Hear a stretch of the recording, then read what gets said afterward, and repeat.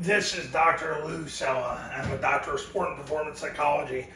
Okay, so in this video, we're going to discuss running trap versus the dominant shade. Now, the disclaimer in all this is last year, Army did not run much trap. They ran it less than one time per game in 2024.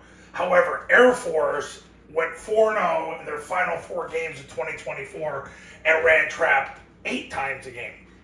And really they've run a lot of trap over the last 6 seasons. So take that information as you will. However, the trap is one of those concepts that whether you put it in or don't put it in, it could go either way. But I want you to understand that data before you make that decision. Okay, trap. The trap, here's the thing. If you get a dominant 2-eye, you can always triple team him. The guard posts him, the center helps on the triple, the tackle triples, and you got yourself a 3-on-1. If you get a 2 technique, you can triple them or read them with midline triple option. If you get a 3, same thing. You know, and the thing of it is, like if you get a B-gap player or a 4-eye, you have to down block them on zone dive, but you can read them on midline triple option. So you can either triple or read a 2, a 3, a 4-eye. Well, a 4-eye you'd have to purely read. You can't triple a 4-eye. And I could make a whole video on that. As a matter of fact, I made a video on that, I think, back in 2021. The point of this video is the 1 technique, because of his location, you can't get multiple blocks on him, like a 3-way block on him, I should say, and you can't read him. So trap becomes a nice alternative because it's an influence block with a down block and a quick hitting block. Here's the thing about the trap. Now, I'm going to give this as a worst case scenario. Let's say you got 2 shades. 2 shades. The center's going to snap the ball. He's going to block back on the other shade. He's going to get his left knee through his crotch, left forearm to the stomach, 4-inch northbound steps. But when the center goes away, this shade is working to attack through halfway point of the center. This guard who's off the ball is going to down block the shade. He's going to get his left knee through the crotch, left forearm to the stomach, 4-inch northbound steps. If this guy is so dominant that he can run through the down block, by the time that happens, the quarterback's already taken the snap, jumped play side, pointed the ball over to center. The B-back sprints through the ball, sprints inside the trap block and off the tackle, ear-holing the mic, and off he goes. So the trap is a great play if you can't block the shade. Now, most of the time you don't get 2-1 techniques. Most of the time. So a lot of times this could be a 3 technique. So the center's going to block all the way back. So this guy is trying to fight across the center. And by the time that he does that, it's more space for the down block and for basically the ball to hit quick. So the real great benefit of running the trap is to influence the dominant shade.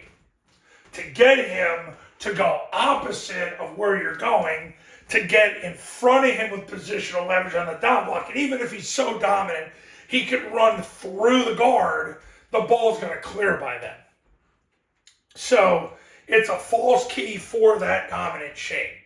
Now, I drew this up, like I said, on purpose to give you the worst case scenario, because the question you'll get is, well, Dr. Sella, can we just run away from him? And the answer is yes, but then that makes you basically one-handed.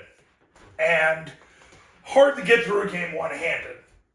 However, this is the one benefit of running trap. If you get an A-gap defender, it applies the same way. Now, if it's a 2-eye, you can triple team the 2-eye. If it's a 2-tech, you can triple or read him. If it's a 3, you can triple or read him. If he's a B-gap defender or 4-eye, you can read him. You know, and then once you get to a 4 technique, you can read them, same with a 5. the point is, trap does have that benefit. You know, and I hear about the dominant zero. If you get a dominant zero, you can't triple them on zone dive. They used to try to do it, but then the problem was against bear fronts, you get a triple team, and then you get the down block, and then the B-back would have to bend off that, and it just ended up, they figured out they just couldn't do it. And they wanted to do it because of the midline zone dive, that they would triple the nose and go from there. But if you've watched in recent year or two, they don't really triple the nose anymore because it's just hard to do.